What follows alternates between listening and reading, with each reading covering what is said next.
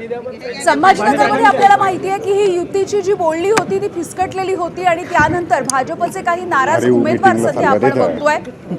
शिवसेना आणि भाजपची युती ही संपलेली आहे, तुटलेली आहे। स्थानिक पातळीवरच्या युतीसाठी जवळपास 9 ते 10 वेळा संभाजीनगरमध्ये चर्चेच्या फेऱ्या झालेल्या होत्या, मात्र ही युती काही झालेली नाही आणि महिला पदाधिकारी त्या ठिकाणचे नाराज झालेले आहेत।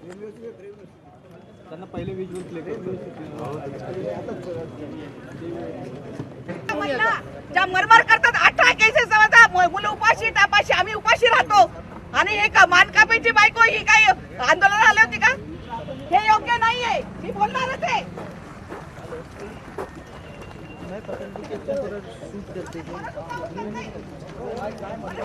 वरून नाव आलं की मानकापेची बायको कोणाला माहितीये? ही कार्यकर्ता नाहीये, छोट्या कार्यकर्त्याची बायको आहे।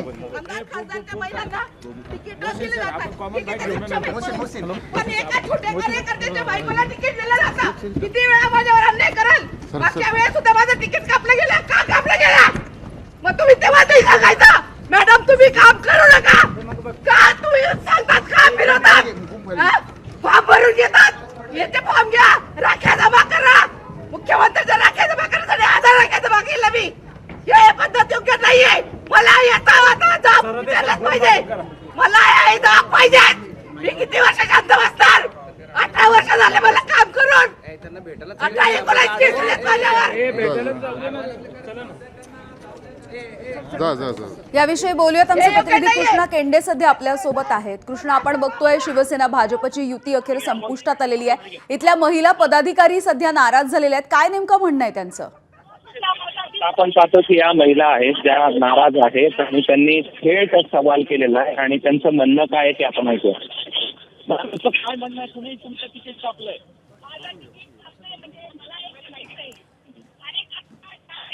म्हणजे मला एक म्हणायचंय, कार्यकर्त्या ज्या आहेत त्या नुकत्याच आलेल्या नाहीयेत। एक तर तुम्ही चुकी ही करतात, बाहेरच्या पक्षातले लोक घेतायत।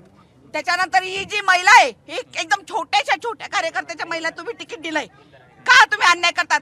माझ्यावर 18 केसेस आहेत, अजून केसेस आहेत, अजून 3 केसेस अजून बाकी आहेत। मग सावे साहेब, कराड साहेब यांना माझा प्रश्न आहे, तुम्ही जर 18 वर्ष झालेल्या कार्यकर्त्याला डावलत असाल तर ही योग्य पद्धत नाहीये तुमची वागण्याची। वरुण चितळे सरांना मी आता फोन केला। आपण पाहतोय की या महिला आहेत आणि इकडे देखील आणखी काही महिला संतापलेल्या आपल्याला पाहायला मिळतात। हे दृश्य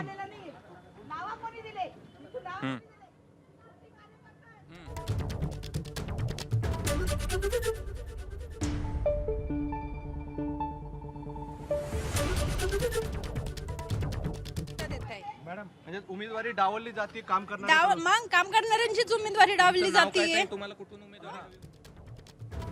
मागच्या वेळेस सुद्धा माझं तिकीट कापलं गेलं, का कापलं गेलं? मग तुम्ही तेव्हा ते सांगायचं मॅडम तुम्ही काम करू नका। फिरतीये मी दवाखान्यात 8 दिवस ऍडमिट असून मी घरोघर प्रचारासाठी फिरलीये। तुम्ही का रडताय? तुमच्या डोळ्यात अश्रू आहेत, तुम्ही का रडतायत? आज आमच्या सारख्या निष्ठावान कार्यकर्त्यांना डावलून हे असे गुन्हेगार लोकांना हे करते, तिकीट देत आहे। मग यांच्या अगोदरच उमेदवार डिक्लेअर राहतात, मग साध्या कार्यकर्त्यांकडून कशाला काम करून घेता, कशाला प्रचार करून घेता? बरं, तुमच्या सोबत आणखी एक महिला म्हणजे अनेकांना असं डावलण्यात आलंय निष्ठावंतांना, त्यांचं मला नाही माहिती। बरं, तुमच्या ह्याच्यात कुणाला तिकीट दिलं आणि तुम्ही का नाराज आहात? नाव नाही सांगू शकत। तुमचं सर्वेत नाव नाही असं त्यांचं म्हणणं आहे। कालपर्यंत तर सर्वेत नाव होतं, आमचं टॉपवर आमचं नाव होतं कालपर्यंत, आजच गायब झालं का ते?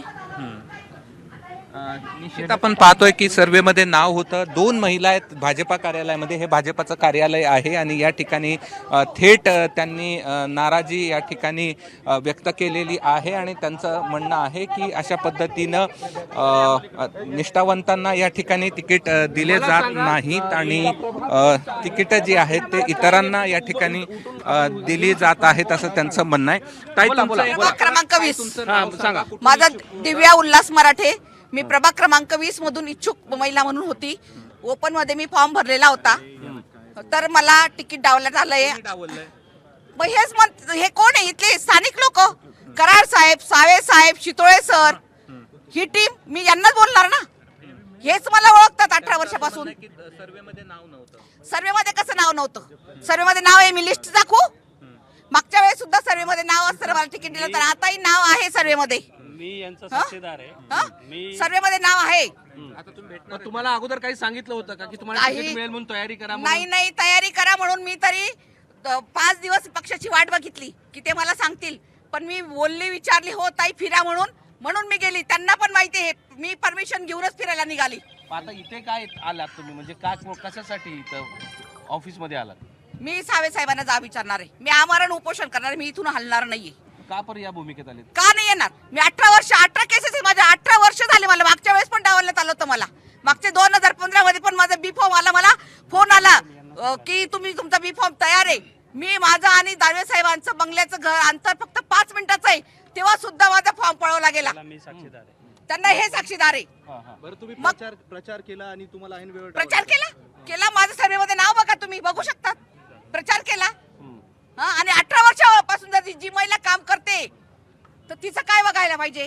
तुम्ही फॉर्म वगैरे भरलात? ते आपण पाहतोय की अशा पद्धतीची नाराजी या बीजेपीच्या कार्यालयामध्ये पाहायला मिळते आहे आणि बीजेपीचे नेते देखील या ठिकाणी उपस्थित आहेत, जिथे सावे आणि भागवत कराड हे दोनही नेते बीजेपीचे या ठिकाणी कार्यालयामध्ये उपस्थित आहेत आणि त्यांच्याशी देखील आपण या ठिकाणी संवाद साधण्याचा प्रयत्न या ठिकाणी करूयात, कारण की बाहेर अशा पद्धतीच्या महिला आंदोलन करतायत आणि इथे आपण पाहिलं तर VIP कक्षामध्ये आपल्याला अतुल सावे आणि भागवत कराड या ठिकाणी असल्याचं आपल्याला पाहायला मिळतं आहे. आपण त्यांच्याशी देखील या ठिकाणी संवाद साधण्याचा प्रयत्न करूयात आणि त्यांचं काय मत आहे हे देखील आपण जाणून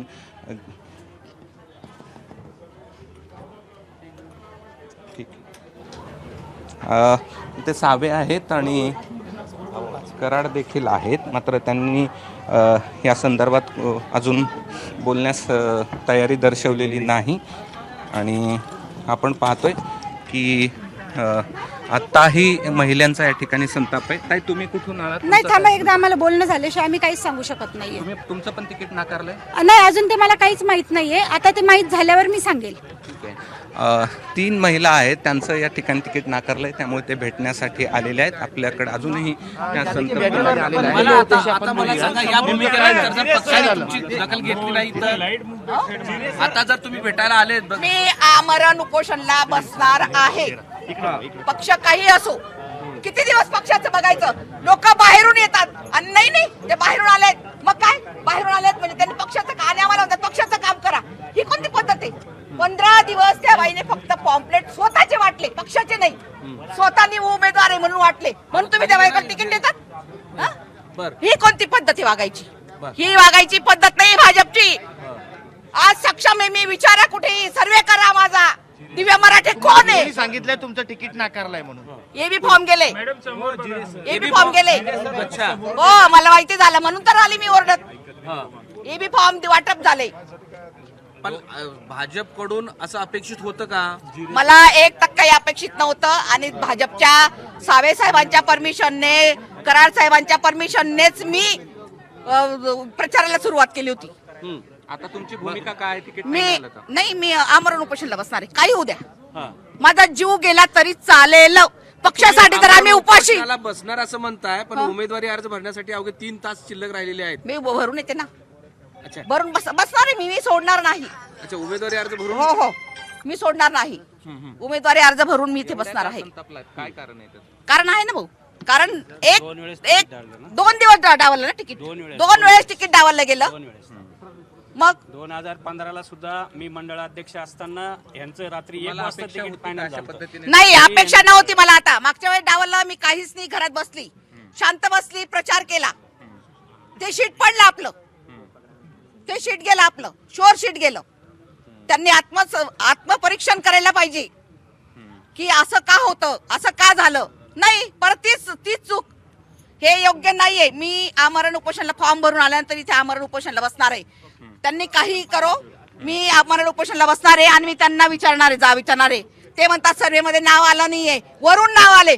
चित्रोळ सरांना आता फोन केला, वरून नाव आले. वरून काय माहिती दिव्या मराठे कोण आहे? तुम्हाला जर 18 वर्षाची काम करणारी महिला माहित नाही आणि 15 दिवस स्वतःचे पॉम्पलेट वाटणारी महिला माहिती आहे, तर हे योग्य नाहीये, हे योग्य नाहीये.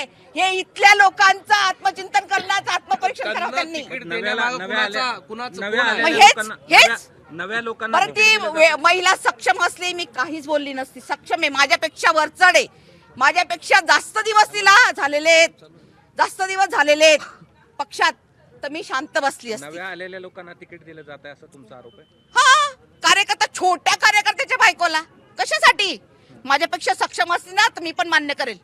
अरे हे काय गोष्ट झाली? म्हणजे आम्ही काय फक्त सतरंजाच उचलायच्या का?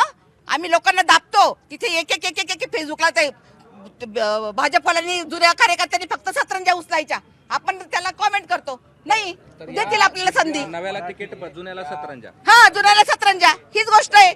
नव्याने यायचं, आयतं आपण हे करायचं, आयतं तिकीट घ्यायचं, मस्त गेले ते आनंदात, आणि मी उपोषणाला बसणार आता. ही कोणती पद्धत आहे? एक माझं पण, मी 30 वर्षापासूनचा कार्यकर्ता आहे. हे जुने आहेत, हे 30 पण वर्षापासूनचा. तुमचं पण तिकीट? माझं पण तिकीट काढलं. माझं तिकीट ह्याच्यासाठी काढलं की जो माणूस फक्त यांचं 14ला तिकीट 15ला फायनल केलं. मी रात्री 1 वाजताचा सपोर्टर आहे यांना. मी 1 वाजता फोन करून सांगितलं की तुमचं तिकीट फायनल आहे. मी पण 19 मध्ये होतो. जो माणूस 2-2 वेळेस 4-4 वेळेस हे होतो, पडतो, ज्याचं डिपॉझिट जप्त होतो त्यांच्या तरी त्यांना तिकीट. आणि 30-30 वर्ष आम्ही इथं कार्यक्रम करतो, इथं सगळ्याला माहिती आहे. मी मंडळ अध्यक्ष असताना यांचं हे केलं, म्हणजे कोणालाच तिकीट टाळायचं आणि नवीन माणसाला तिकीट द्यायचं, हाच धंदा चालू यांचा. मग बाकीच्या लोकांनी करायचं काय? जुन्या कार्यकर्त्यांनी करायचं काय? नव्या कार्यकर्त्याला यायचं, त्यांनी जेव्हा मोह मानायचा तेव्हा महिला पदाधिकारी लागतात तुम्हाला, तेव्हा तुमच्या कार्यकर्त्यांच्या बायका कुठे गेलेल्या असतात? त्यांच्या बायकांना काढायचं ना बाहेर. त्यांच्या बायकात एसीत बसतात आणि आमच्या महिला कार्यकर्त्यांना म्हणतात लागा कामाला, करा, इतक्या महिला आणा, तितक्या महिला आणा. ही कोणती पद्धत आहे वागायची? मग आम्हाला आश्वासन नका देऊ तुम्ही, पण निदान कुठेतरी तर तुम्ही विचार करा. एकदा झालं, दोनदा झालं, आता हे दुसऱ्यांदा डावललं झालंय मला. मग हे योग्य नाहीये, हे योग्य नाहीये. मी रडणार नाहीये, मी लढणार आहे. मी तुम्हाला सांगते, मी रडणार नाहीये, मी लढणार आहे. मी इथे उपोषणाला बसणार आहे. आणि बरेचसे कार्यकर्ते येणार आहेत इथं आता, जे जुने बरेच येणार आहे. 30-30 वर्ष ज्यांना काम झालेलं आहे ते कार्यकर्ते आता इथं येऊन 30-30 वर्ष झालेले आहेत. आज म्हणायला गेलं तर तुम्ही पदावर आहेत, मग तुम्ही पण उतरा ना. तुम्ही पण का 30-30 वर्षापासून आहेत नेते मंडळी? तुम्ही पण खाली पाय उतरवा. तुम्ही आम्हाला म्हणतात ना, पण तुम्ही पण पाय उतरवा. आज जेव्हा भारतीय जनता पार्टीचं काही नव्हतं तेव्हापासून आम्ही कार्य करत आहोत, तेव्हापासून आम्ही कार्य करत आहोत. आणि भारतीय जनता पार्टी आता नंबर 1 ला आणून सोडली आहे. तर जुन्या कार्यकर्त्यांची हेळसांड करतायत तुम्ही. नव्यांना आयतं येऊन, आयतं ताट वाढून त्या खायला त्यांना देतायत.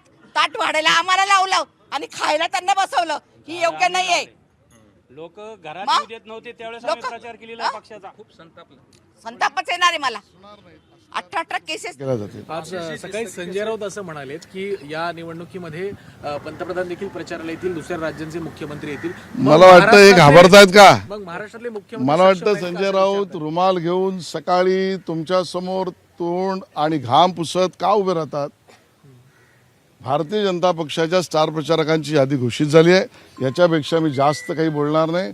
आणि आमच्या स्टार प्रचारकांची यादी बघितल्यावर हे सगळे बिनस्टार प्रचारक जे आहेत ते आता लो स्टार झालेले आहेत. अजून एक मुद्दा, मुस्लिम उमेदवारांची संख्या जर बघितली तर ठाकरे गटामध्ये अनपेक्षितपणे अगदी मोठ्या संख्येने मुस्लिम उमेदवार आली नाही. भाजपने आत्मचिंतन करायला पाहिजे. जुने लोक आहे म्हणून भाजप टिकून आहे. हे नवीन आलेले कधी उडून जातील? यांची काय गॅरंटी? काय गॅरंटी यांची? हा राडा या ठिकाणी सुरू आहे तिकीट न मिळाल्यामुळे छत्रपती संभाजीनगरच्या बीजेपी कार्यालयामध्ये.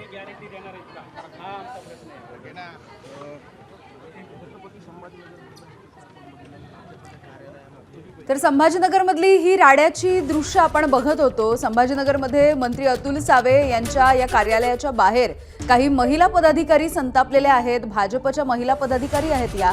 आणि गेले 18 वर्ष आम्ही पक्षासाठी काम करतोय. अनेक जण 30-30 वर्ष काम करतायत. मात्र या सगळ्यांना वारंवार दुजाभाव दिला जातोय. त्यांचं तिकीट आतापर्यंत 2 वेळा नाकारलं गेलेलं आहे. त्यामुळे त्यांचा संताप, त्यांची उद्विग्नता सध्या आपण बघत होतो.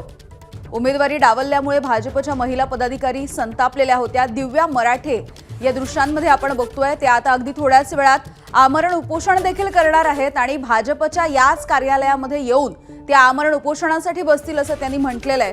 अवघे काही तास शिल्लक आहेत खरं तर उमेदवारी अर्ज भरण्याचे आणि आपण आपला अर्ज देखील भरणार. हा अर्ज भरल्याच्या नंतर आपण याच ठिकाणी येऊन आमरण उपोषणाला बसणार अशा पद्धतीचा एक इशाराच त्यांनी देऊन टाकलेला आहे.